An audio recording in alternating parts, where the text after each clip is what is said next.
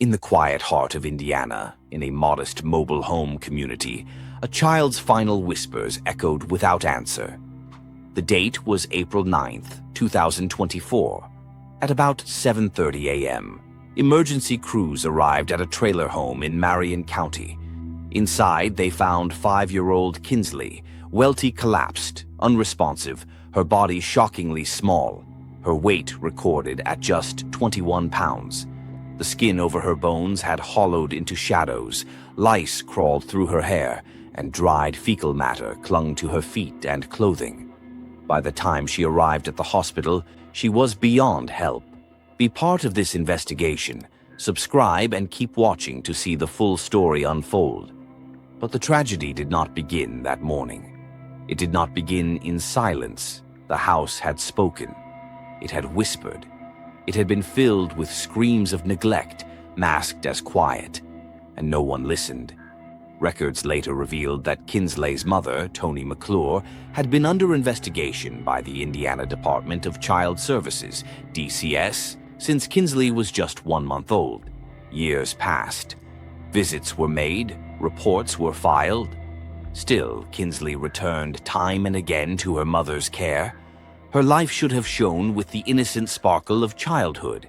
Instead, it dimmed behind locked doors and unspoken cries. One of the last times Kinsleigh's presence was officially recorded, DCS received an urgent report. In August 2021, she and her siblings arrived at a hospital covered in bruises and malnourished. Yet by December 2021, she was back in her mother's custody. Case files would later show how DCS workers closed several investigations as unsubstantiated, even though those investigations described a child weighed less than 2-year-old norms, hair falling out in clumps and being kept isolated. Inside that trailer home, the closet became a cell, the living room a stage of deception. Investigators later described a closet so cruel that behind the door the carpet was stained, a foul smell hung like a curtain, and molted feces marked the little door's frame in what looked like tiny handprints. The affidavit states that from approximately November 2023 onward, Kinsleigh had been regularly locked away, visible only on rare occasions. According to her mother's boyfriend, Ryan Smith, the child was out of the closet only 10 times in the last 3 to 4 months before her death. On that morning in April, Toni McClure told investigators one story. Investigator notes reveal another. The closet door, pushed aside by crime scene technicians, revealed what the mother called a timeout space. The atmosphere inside that closet was heavy, dark, a place where a child asked for food and water and was told no. The only blanket one finds so comfortable in cinematic horror is the silence of countless ignored alarms. As viewers, we walk into that house after the lights have gone out. We see the empty bunk bed room. We see the dresser pushed in front of a closet door. We see the shadows that fill that space now. Toys untouched, a small handprint in filth on the door, the ghost of a little girl's laughter that never came. A father's voice later would say, "When they told me she was gone, I felt like my soul left my body." The DCS case files show that by January 2024, at least 4 reports had been closed without face-to-face contact, despite allegations that Kinsleigh had been neglected, refused food and drink, forbidden to play. The lawsuit, filed November 6, 2025, argues that those failures by DCS staff, caseworkers, and supervisors directly led to Kinsleigh's death. Film-wise, this is not just a crime scene. This is a house haunted by what should have been done. The walls still hold the echoes of "Mom, I'm hungry," "Mom, I'm thirsty." The closet doesn't just lock a child in, it locks a moment in time that can never be undone. The camera pans across the room. The sound of a child's footsteps recedes into the air. Thus begins the story of Kinsleigh Welty. No ghoul-infested manor, no overt supernatural presence. But the horror lies in the silence, in the system that watched and folded its arms, in the giggles that never erupted, the birthday candles unlit. The House of Silence became the final act of a life that should never have ended. The house had no whispers, it only had echoes. Long before the final morning of April 9th, 2024, signs, clear as lightning in the dark, warned of what would come. But each warning struck the walls and bounced back unanswered. In 2018, when the little girl named Kinsleigh Welty was barely 1 month old, the Indiana Department of Child Services, DCS, received its first report of neglect court filings, described the home in dire condition. The infant appeared malnourished, the environment unsanitary. In early 2019, the report was substantiated, and her mother, Toni McClure, was convicted of neglect in 2020. From 2018 through 2021, Kinsleigh spent stretches with her paternal grandfather, Brian Welty. He said that when she came to him, still a toddler, she bore bruises, had patches of hair missing, and shrank into herself. She did not want any interaction with anybody, he recalled. In August 2021, Kinsleigh and her siblings were rushed to a hospital amid alarm about bruises and malnourishment. A child in need of services petition followed. Yet, by December 2021, the file shows she was returned to McClure's custody. The reason? DCS lacked a medical witness at the hearing. The system faltered. From late 2021 onward, the pattern continued. The home on Denver Drive became the stage for silent suffering. Kinsleigh's body grew smaller, her voice quieter, her presence less visible. She weighed only 21 pounds at death, a weight lower than many 2-year-olds. Between November 2023 and January 2024, at least 5 separate reports flagged her isolation.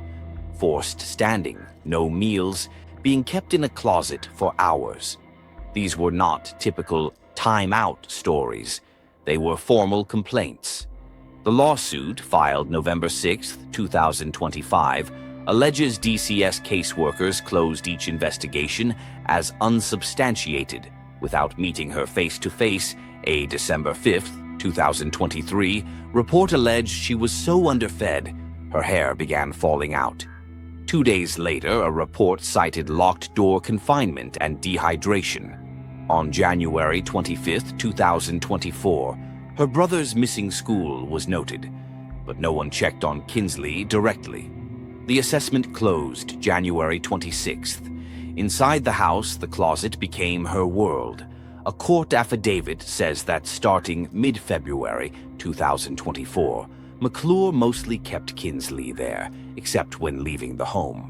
Her grandmother, Tammy Halsey, later admitted she observed this and knew something was wrong, but did nothing, afraid of losing custody of other children. The abuse left marks no system ignored entirely, but a system also that shrugged. Investigators found the closet door smeared with feces handprints, the carpet stained, the air heavy with urine smell. One sibling told police Kinsleigh wasn't allowed toys or water because she was bad. Beyond that house, the system itself stood shaky. DCS case managers were reportedly managing 30-plus children each, far above the recommended 12 to 15 per worker. The safe ACT mechanism was allegedly abused, cases closed in 2 days that should have taken 30 to 60. The grandfather's complaint argues the agency created a state-created danger. The narrative inverted. Instead of protection, a child was returned to danger. Instead of investigation, a file was closed. Instead of rescue, a closet became confinement. Kinsleigh's life collapsed in the blind spot of a system that simply looked away. And yet, one piece of light remains. The smile of the girl with her grandfather. The weekend visits, the costume dresses, the princess toys she loved. He said, when she came to us, I believe this was when she actually felt love for the first time. As the narrator, you guide the viewer into the kinds of details that pierced the stunned hush. A little body thinner than a toddler's, closet built behind a dresser. Reports filed, checked boxes ticked, then archived. All this built the weight before the final collapse of April 9th. This wasn't sudden. It was slow, creeping, loud in its silence. The audience should feel the dread of inevitability, an unraveling that could have been stopped. The house where Kinsleigh returned in December 2021 was a chamber of unresolved warnings. The walls heard her hunger. The floors bore her footprints. The closet door traced her isolation. The world outside, it looked away. By November 2023, the darkness surrounding Kinsleigh's life was no longer hidden, yet still unseen. In the trailer at 6519 Denver Drive, the 5-year-old girl was becoming a ghost of herself. Her short life was shrinking under neglect. According to a lawsuit filed on November 6, 2025, the Indiana Department of Child Services, DCS, received at least 5 reports of abuse between November 2023 and January 2024. Allegations included denial of food and water, forced wall-facing for hours, and the most haunting, being locked in a closet for much of the day. Investigators noted that the closet confinement began around mid-February 2024, though Toni McClure later admitted it had started earlier. She told detectives it was just easier because she did not have to deal with her while she was in there. Her boyfriend, Ryan Smith, said confinement began around Thanksgiving 2023, and in the final months, he saw Kinsleigh out of the closet only 10 times. Grandmother Tammy Halsey confirmed seeing Kinsleigh locked inside and said she knew it was wrong but feared intervening. By January 2024, the house was silent, yet filled with neglect. DCS closed 3 investigations that month without ever seeing Kinsleigh in person. Each closure was labeled unsubstantiated, and each lack of contact spoke to a deeper horror: indifference. Inside the trailer, the scene was grotesque. Police reported the closet floor stained with waste, tiny handprints smudged in filth, and a smell that hung like an entity. Kinsleigh's hair was matted and infested. Her body weighed just 21 pounds, less than at age 2.5, and bore the imprint of prolonged starvation. The final weeks were a spiral. Food and water became increasingly restricted. A sibling reported she received 1 sandwich a day and was denied water when requested. The closet transformed from timeout to cell. Kinsleigh spoke to herself, cried for food and drink, yet remained locked away. On April 9, 2024, at roughly 3:41 a.m., police and medics arrived. Kinsleigh was unresponsive. Emergency personnel worked frantically, the closet door standing ajar behind a dresser. Toni McClure told authorities her daughter had collapsed after returning from her father's care, but evidence told a different story. Kinsleigh had been hidden away by 6 p.m. She was pronounced dead at Riley Hospital for Children. The coroner cited severe malnutrition and neglect, noting she weighed more at 2.5 than at 5. DCS issued a statement. DCS's absolute top priority is child safety, but declined further comment, citing confidentiality.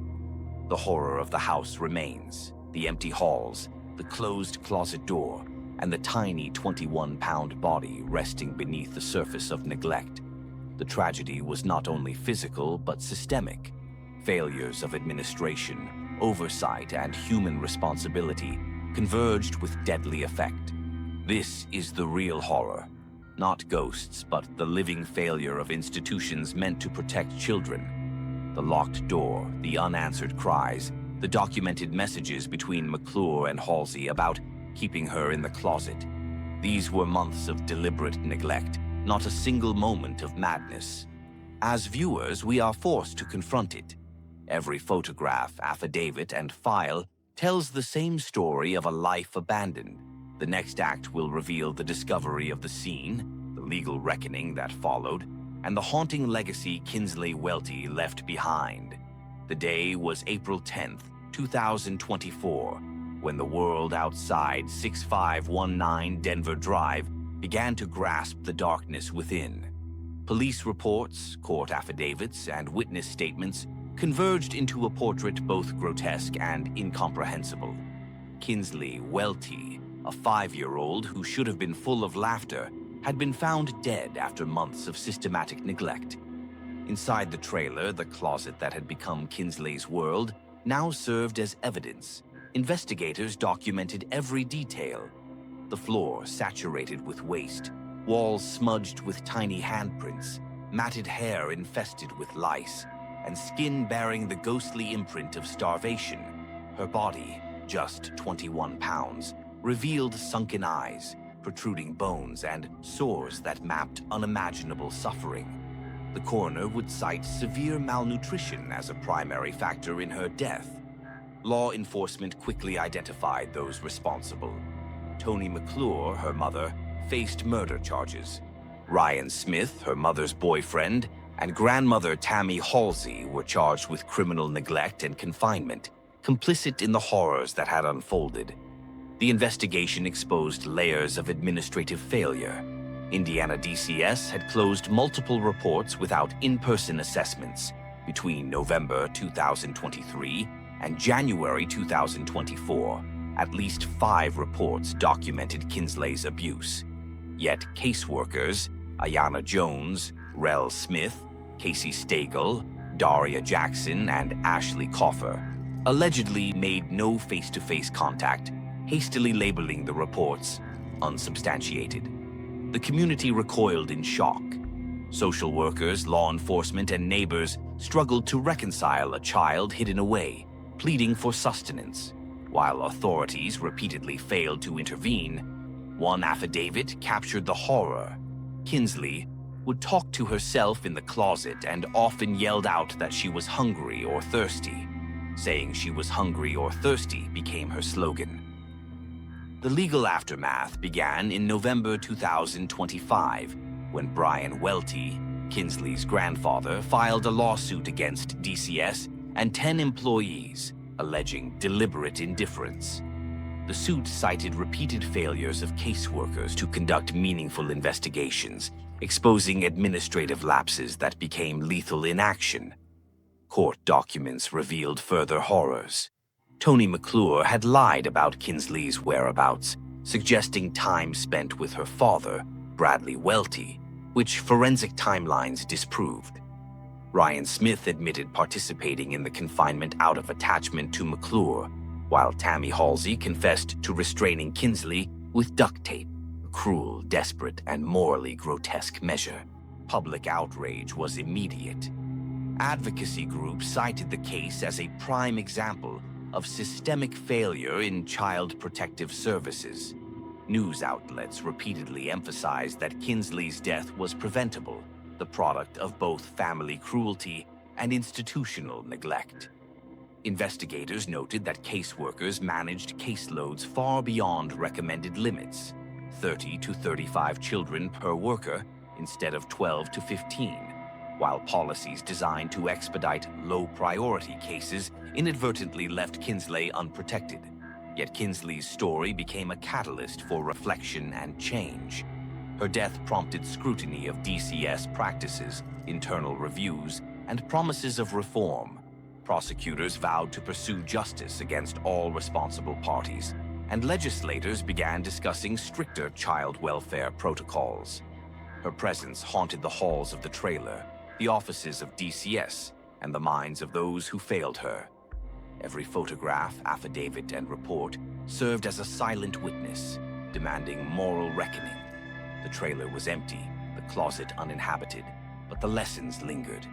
Every neighbor, social worker, and parent carried a fragment of the haunting reality.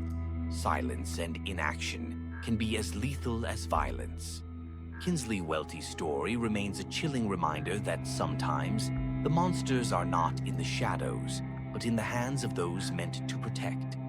The trailer at 6519 Denver Drive stood silent. Windows were shuttered, doors locked, Yet the weight of what had occurred inside lingered like a specter. Kinsleigh Welty was gone. Her small, emaciated body had been removed, leaving behind only the echoes of a life cruelly interrupted.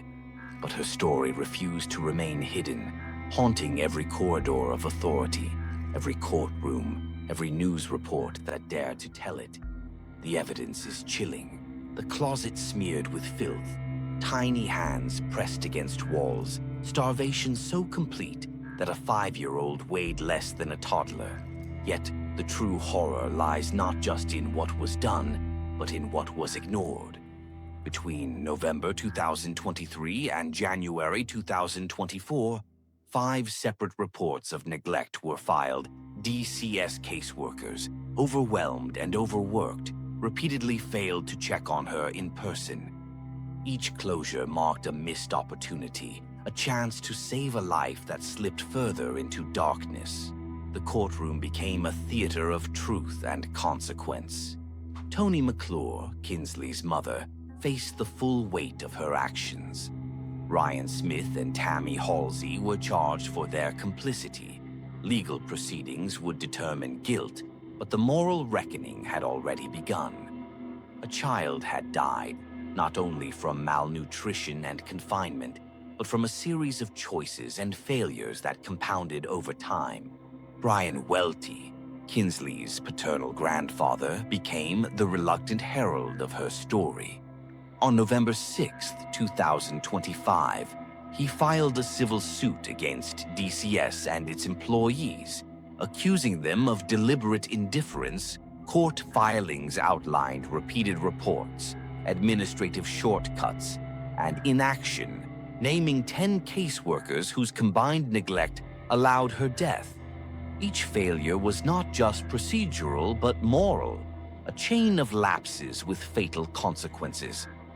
Investigators later reflected on haunting details. Kinsleigh's cries, captured in whispered accounts from siblings, were a constant refrain of hunger and fear.